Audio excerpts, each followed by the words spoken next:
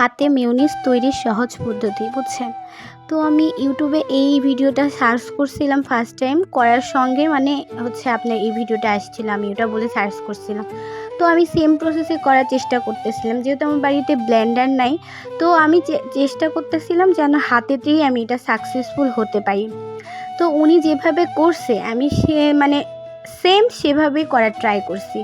কিন্তু আমার সাথে কেন এমনটা হয়, প্রত্যেকটা ভিডিওতে আমি যখন যেভাবে ভিডিওটা করে আর কি, যে প্রসেসে করে আমি ওভাবেই করার চেষ্টা করি, কিন্তু তারপরে সব কিছু এলোমেলো হয়ে যায়। আমি বুঝি না কেন আমার সাথে এটা হয়। উনি যেভাবে করছে, আপনার ডিম একটা নিছে, হালকা একটু আমি জাস্ট একটা জিনিস বাদ দিয়েছিলাম, উনি বলেছিল লেবু ইউজ করতে যাবে, গোলমরিচের গুঁড়া বাদে লেবু ইউজ করা যাবে। তো আমি গোলমরিচের গুঁড়া ছিল না, আমি লেবুটা ইউজ করেছি, হালকা একটু 2-1 ফোঁটা দিয়েছিলাম, বেশিও দিন। আপনার ডিম, চিনি, গুঁড়া দুধ, যা লবণ, যা প্রয়োজন ছিল সব কিছুই দিয়েছি। তো হালকা করে বিট করতেছিলাম আর হালকা করে তেল দিচ্ছিলাম ওখানে যেভাবে দেখাচ্ছিল। কিন্তু তারপরেও আমার প্রসেসিংটা এমন কেন হলো আমি বুঝতে পারলাম না। আপনারা অবশ্যই কমেন্টে জানাবেন যে আমি মেয়োনিজ কেন আমার হলো না আর কি, আমার ভুলটা কোথায় ছিল। আমি তো সেম প্রসেসেই সব কিছু করছি, তাই না? উনি বলছিল যে এটা করতে অনেক কষ্ট। আমি প্রায় 45 থেকে 50 মিনিট আমি ট্রাই করছি, কিন্তু তারপরেও আমারটা সাকসেসফুল আমি করতে পারিনি। আমি ঘুতাতেই আসি। আপনারাই দেখুন, ভিডিওতেই দেখুন আমি কতক্ষণ থেকে এরকম করতেছি, কিন্তু আমি কোনো মতেই সাকসেসফুল হতে পারিনি।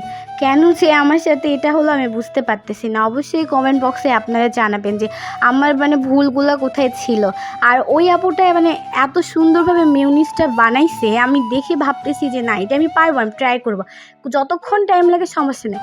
আমার হাত এত ব্যথা হয়ে গেছে, আপুটা বলছিল যে হাত কিন্তু ব্যথা হয়ে যাবে। তারপরে আমি ট্রাই করতেছিলাম। উনি বলছিল 20 মিনিট টাইম, কিন্তু আমি 45-50 মিনিট করছি, 30 মিনিট আরও বেশি ট্রাই করছি, তারপরেও আমি সাকসেসফুল হইনি। আমি যখনই এরকম টাইপের রেসিপি ট্রাই করতে যাই, আমার সাথে এমনটাই হয়।